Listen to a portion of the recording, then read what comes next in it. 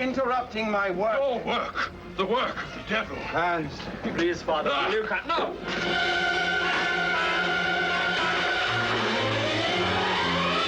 The evil of Frankenstein.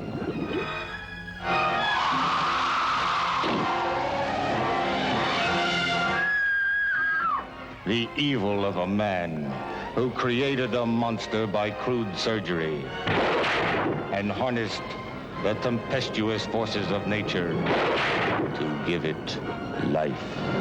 The evil of Frankenstein unleashed a monster that terrorized a whole community.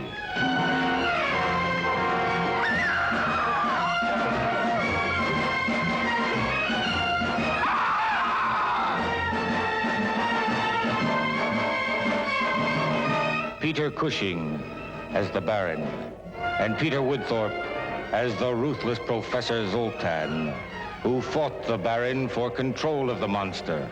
Oh, he'll understand you, all right. He just won't obey you. That's all. Duncan Lamont as the Chief of Police. Katie Wilde and Sanderels as two young people caught up in the evil of Frankenstein.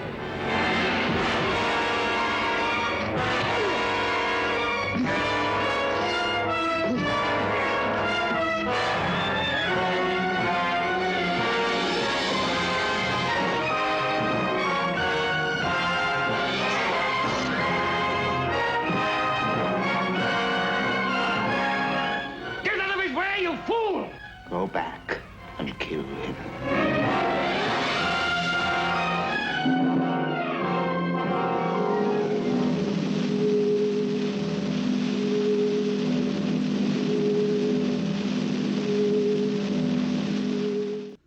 This is a movie review of Evil of Frankenstein.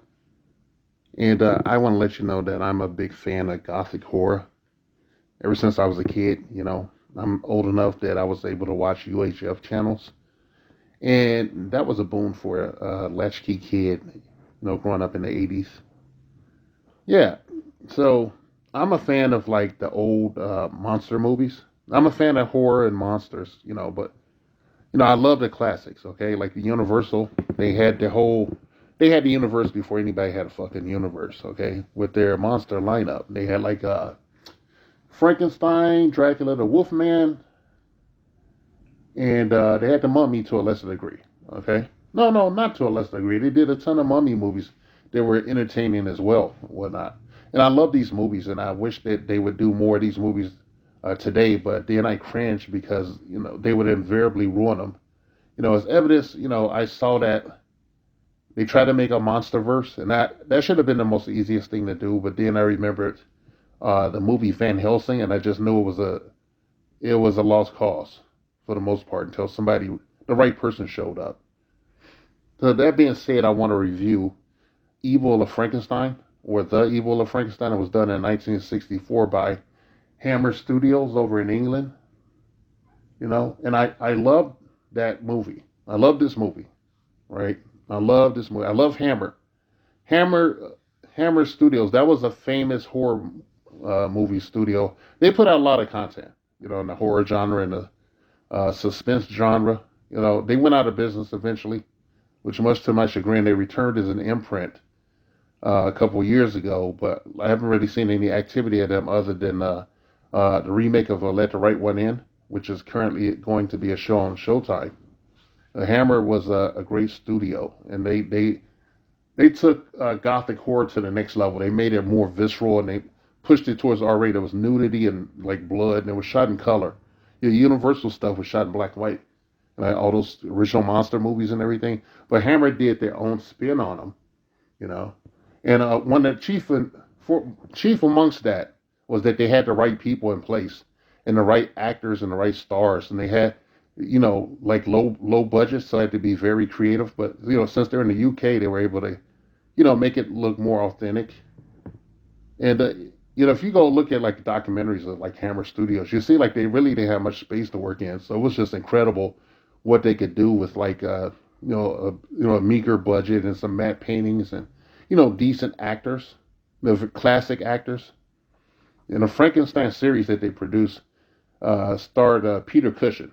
up until I guess he aged out and they tried to reboot it with a younger guy, but it was shit. They're really in the shit. The '70s, like late '70s, replaced on Ralph Bates, and that shit didn't work. But this movie, man, this is a gem. Anybody wants to see a gothic horror movie, or in particular a Frankenstein movie that's not Universal or shit, but has like nods to Universal and design and everything and atmosphere with a edge. This is the movie for you. If you want to see a monster movie, you want to see a damn good Frankenstein movie, this is the movie to see.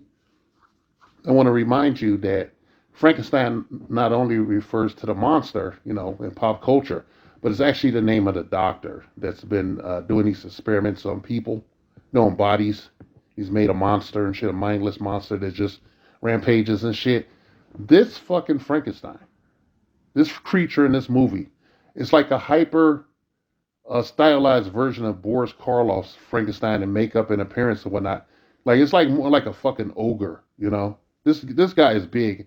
I think it was played by Kiwi Kingston. He's a big guy.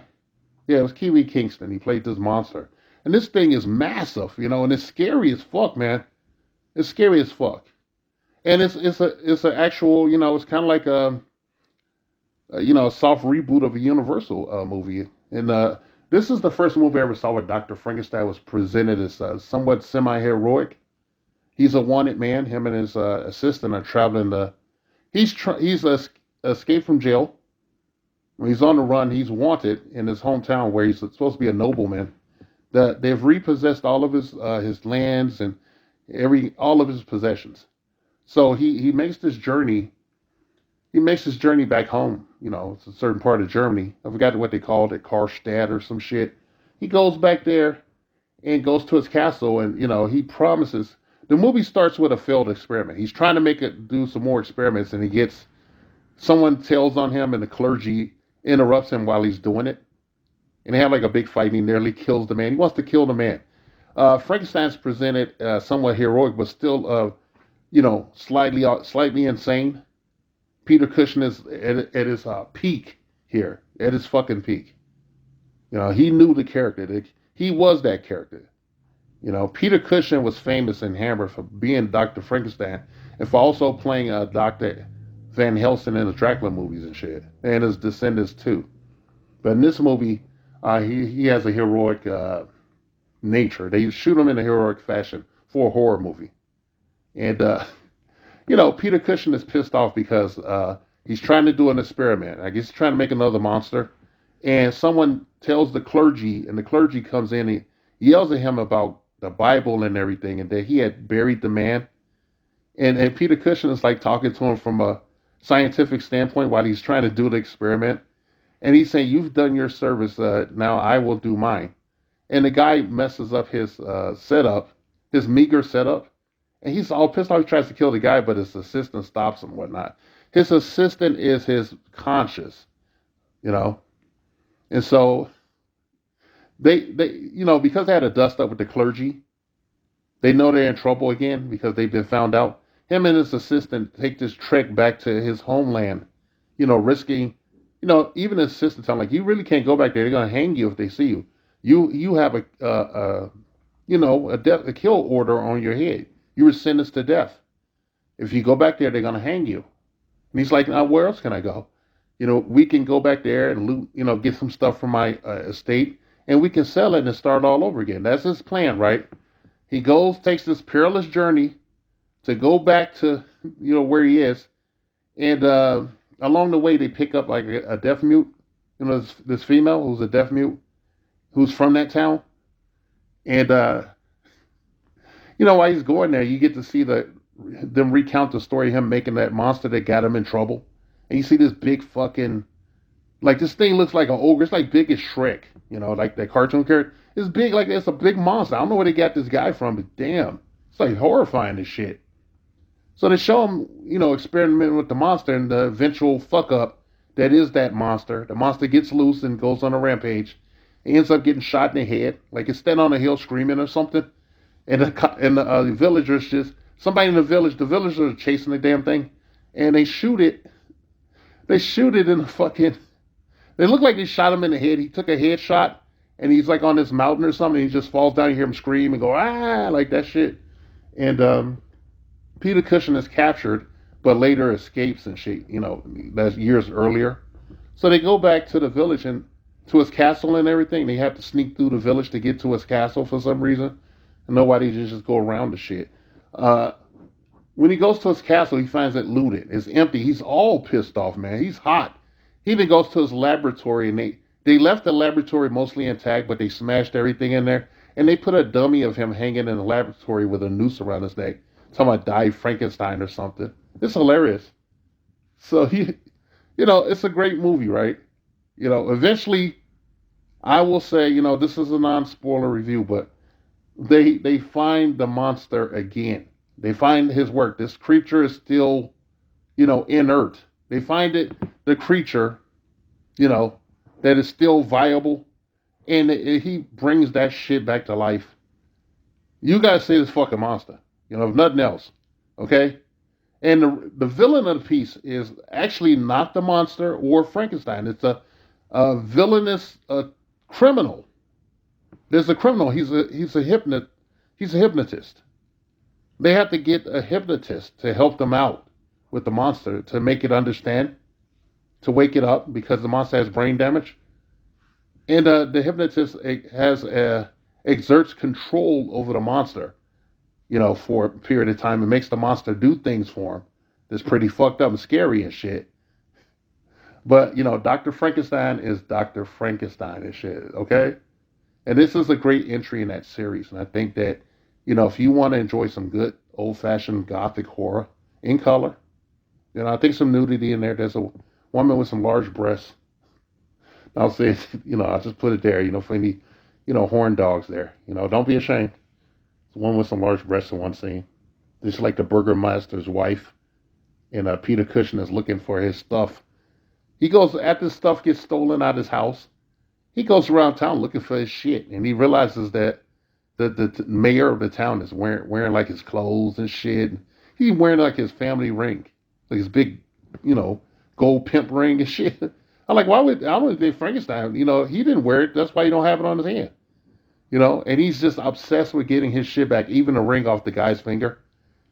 And he has like a confrontation with the mayor. He actually climbs into the mayor's house, into his second-story window, to confront him while he's about to sleep with his young wife. There's some chick with some huge boobs. And he gets the ring back and everything and jumps out the window like fucking Robin Hood. And he winks at the guy's wife. Like, that's why I say it was like they present him like heroic and shit. Because when he winks at her and swings out, they show her she's all smiling and shit. Like, well, if he hope he comes back, It's like, nah, that guy, Dr. Frankenstein is asexual in this series, okay? The only time he has any salacious, intent is like in the first movie in the series, it's Curse of Frankenstein. Maybe I'll review that later. That shit is really fucked up, so, I kind of leave that off. But Evil of Frankenstein is rated PG. If you have some kids that like horror movies or whatnot, you can show that to them. It's not too much, there's like, there's murder and shit in there, but, it's not really, there's not too much gore in there, I guess. It's a monster. It's like a big ogre. That's all I can really say is shit. I like you to enjoy the movie, This is Channel 32. This has been a episode of They Made Me Watch, and, I hope you enjoy the film. Put it in my comment section if you're familiar with it, okay?